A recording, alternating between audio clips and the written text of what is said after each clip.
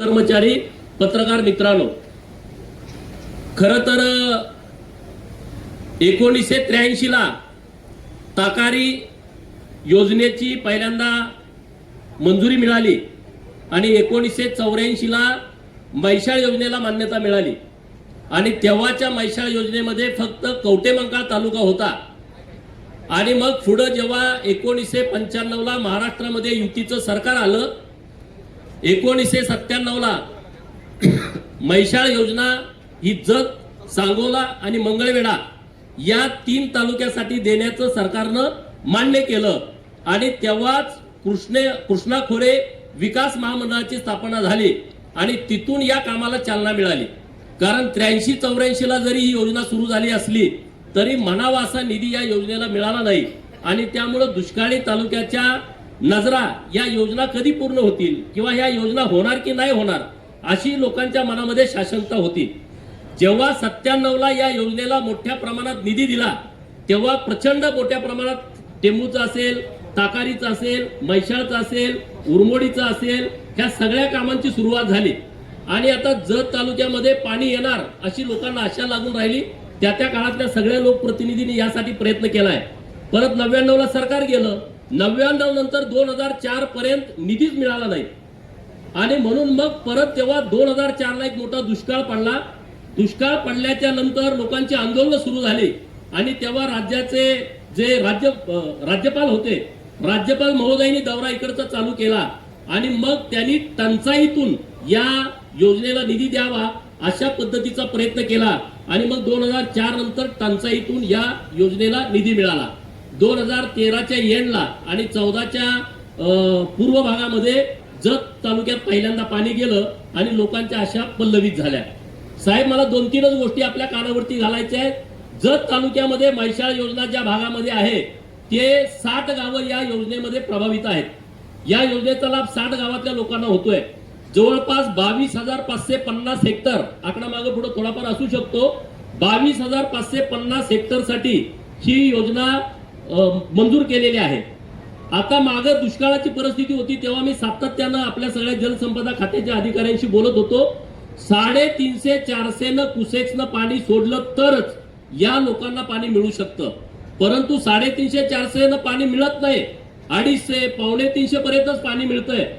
250 जर पाणी मिळालं, लोकांची इतकी मारामारी सुरू होते, आमच्याकडे पाणी सोडा, आमच्याकडे पाणी सोडा, मग कोणीतरी कॅनल फोडतं, मग कोणीतरी अधिकाऱ्यांशी हुज्जत घालतं आणि वातावरण प्रचंड दूषित होऊन जातं।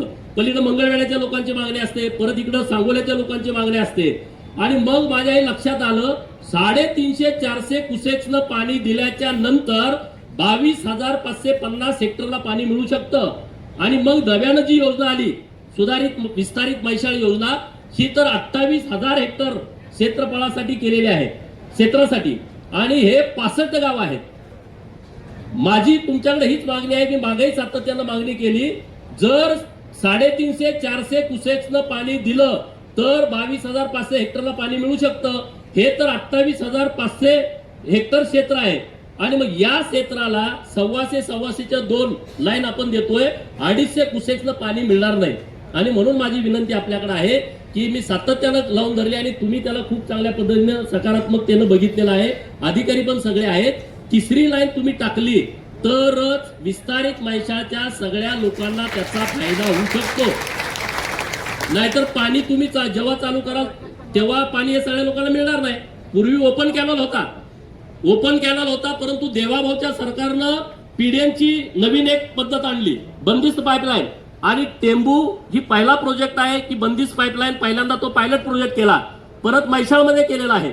आता या पीडीएन मुळे खूप चांगल्या पद्धतीने काम करता येतंय। सुधारित विस्तार मैशाळ योजनेची डिझाईन खूप अधिकाऱ्यांनी चांगली केली आहे, कारण डायरेक्ट तलावात पण पाणी सोडता येतंय आणि ओढापात्रात नालापात्रात पण पाणी सोडता येतंय। जर अधिकाऱ्यांना वाटलं तर डायरेक्ट आपल्याला संच्या तलावात पाणी सोडायचंय तर पाणी सोडायची तशी व्यवस्था केलेली आहे आणि म्हणून आता तुम्ही मला 3री लाईन जर दिली तर जत तालुक्याला परत कुठलीही मागणी पाण्याच्या बाबत करावी लागणार नाही अशी माझी तुमच्याकडे विनंती आहे। गेल्या वर्षी बजेटमध्ये 460 कोटी रुपयाचा निधी तुम्ही दिलाय। तुम्ही इतका निधी दिल्याच्या नंतर बुलेट ट्रेन सारखं काम या जलसंपदा खात्याने केलंय आता बजेट 6 तारखेला आहे. तुम्ही नाबार्डसाठी पण प्रस्ताव पाठवलाय. नाबार्डचे तर 600 कोटी रुपये तुम्ही द्याल, त्याबद्दल आमच्या मनात अजिबात शंका नाही. विनंती आहे ते तात्काळ 600 कोटी रुपये मिळावेत. पण या बजेटमध्ये किमान 1000 कोटी रुपये मिळाले तर ही सुधारित विस्तारित पैसा योजना पूर्ण होऊ शकते. कुठलंही काम थांबणार नाही अशी मागणी आपल्याकडे आहे की या बजेटमध्ये 6 तारखेला जे आता आपलं अर्थसंकल्पीय बजेट आहे त्या बजेटमध्ये तुम्ही आम्हाला मोठ्या प्रमाणामध्ये पैसे द्यावेत. आताच आपले धुमाळ साहेब बोलले, मी जेव्हा विधानसभेला, माझा मतदारसंघ जत नाही साहेब, माझं गाव आटपाडी तालुक्यातलं आहे, खानापूर विधानसभा मतदारसंघातलं. माननीय देवाभाऊनी तुम्ही मला जतला पाठवलं. जतच्या मायबाप जनतेने मला 40,000च्या फरकाने मला निवडून दिलंय आणि मी त्या प्रचारामध्ये हाच मुद्दा घेतला की आमचा राजकीय विरोधक कोणी नाही. विशालदादा बरोबर ना? विशालदादा मला ठोकत होते पण मी काहीच बोललो नाही. मी म्हटलं की माझा राजकीय शत्रू कोणीच नाही. माझा नंबर 1चा शत्रू आहे इथला दुष्काळ, नंबर 2चा शत्रू आहे इथल्या माझ्या ताईच्या हातातला उसाचा कोयता आणि नंबर 3चा शत्रू आहे इथली बेरोजगारी. आता 2 विषय तुमच्या हातामध्ये आहेत. दुष्काळाचा भूतकाळ तुम्ही आणि देवाभाऊ करू शकता. ही क्षमता, ही ताकद, ही भावना तुमच्यामध्ये आहे. आणि जेव्हा आमच्याकडे पाणी येईल, कारण जत सांगली जिल्ह्यातला सर्वात मोठा म्हणजे महाराष्ट्रातला जो मोठा तालुका आहे, 2,82,000 हेक्टर क्षेत्र जत तालुक्याला आहे. आमच्या पृथ्वीराज बाबांनी पलूस तालुका जेव्हा निर्माण केला, पलूस तालुक्याचं क्षेत्र आहे 38,000 हेक्टर फक्त आणि आमचा 2,82,000 हेक्टर. एका शेतकऱ्याला किमान 5 एकरापासून 100 एकरापर्यंत जमीन आहे. ज्या दिवशी तुम्ही पाणी जत तालुक्यात सोडाल, एक पण आमची ताई हातात कोयता घेणार नाही, स्वतःच्या शेतामध्ये राबेल आणि इतकं मोठं पुण्याचं काम तुम्हाला मिळेल साहेब. आणि ते तुम्ही आता चांगल्या पद्धतीने करताय. त्यामुळे आम्हाला लागणारा सगळा निधी द्या. आता माननीय धुमाळ साहेबांनी घोषणा केली, आम्ही पण सांगत होतो लोकांना, पण लोकांना विश्वास नव्हता की पाणी येणार की नाही. आता सगळ्या माळाला पाईपलाईनचं काम सुरू आहे. आता पंप हाऊस टप्पा क्रमांक 1चं काम मला वाटतं 95% पूर्ण झालंय. आज तुमच्या हस्ते बोगद्याचं काम पूर्ण झालंय. आज ऐतिहासिक क्षण आहे. जतला जाणारा जो बोगदा आहे त्याचं लास्टचं ब्लास्टिंग हे तुमच्या हातातलं झालेलं आहे. हे पुण्याचं काम, हे पवित्र काम आजच्या दिवशी आपल्या शुभ हस्ते झालंय. मी जत तालुक्यातल्या लोकांच्या वतीनं तुमचं मनापासून आभार व्यक्त करतो. टप्पा क्रमांक 2 आणि टप्पा क्रमांक 3चं काम करायच्या सूचना यांनी दिलेल्या आहेत. येळदरीमध्ये आता तिथलंही काम जोरात सुरू आहे आणि 2च्या लाईन तिथून जाणार आहेत, सब लाईन, त्याचंही काम मोठ्या प्रमाणात सुरू आहे. माझी दुसरी मागणी आहे, डिसेंबर 2026च्या महिन्यामध्ये संघच्या तलावात पाणी सोडायची योजना आपल्या अधिकारी वर्गाने केलेली आहे. संघच्या तलावात पाणी सोडत असताना कोळगिरी लाईनला सुद्धा जे तलाव आहेत, म्हणजे एकूण 18 तलावामध्ये पाणी जाणार आहे डिसेंबर महिन्यापर्यंत. हे पण तुम्हाला सगळ्यांना माहित असू द्या. आता तुम्ही संघच्या तलावात पाणी गेलं तर ते ऑटोमॅटिक बॉर्डर पर्यंत जाते, कारण संघ तलावाला 2 कालवे आहेत, एक उजवा आहे एक डावा आहे. उजवा कालवा 2.5 किलोमीटरचा आहे, पण डावा कालवा शेवटच्या बॉर्डर पर्यंत म्हणजे सुसलात पर्यंत आहे, सोनलगी पर्यंत आहे. आणि त्याचं तुम्ही आता दुसरे 55 कोटीचं काम पण धरलंय. जो तुमचा जुना कालवा आहे तो दुरुस्त करण्याचा काम पण तुम्ही हातामध्ये घेतलेला आहे. तर या तिथं बोर नदी लागते.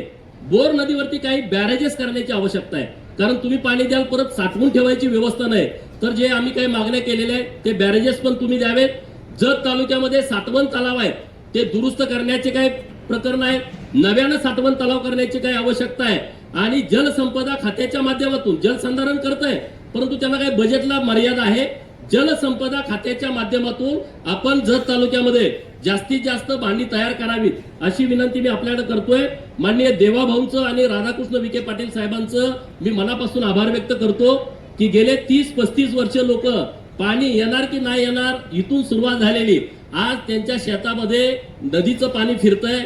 आमच्या सगळ्या माय मावल्या इकडं नदीवरती येऊन ओटी भरायच्या हळदी कुंकवानं खाना नारळानं. आज आमच्याच ओढ्या पात्रामध्ये आमच्याच नाल्यामध्ये आम्हाला कृष्णाबाईची ओटी भरायची संधी मिळते आणि ते पुण्याचं काम आपल्या सरकारच्या माध्यमातून झालेलं आहे. मागं केंद्र सरकारनं पण खूप पैसे दिले, मला वाटते 823 कोटी केंद्र सरकारनं आणि 1835 कोटी राज्य सरकारनं, तेव्हाही योजना पूर्ण झाली देवाभाऊ मुख्यमंत्री असताना.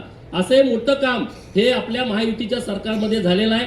माननीय विशालदादांचं पण लक्ष जतकडे जास्तीच आहे, सातत्यानं त्यांचा संपर्क असतो.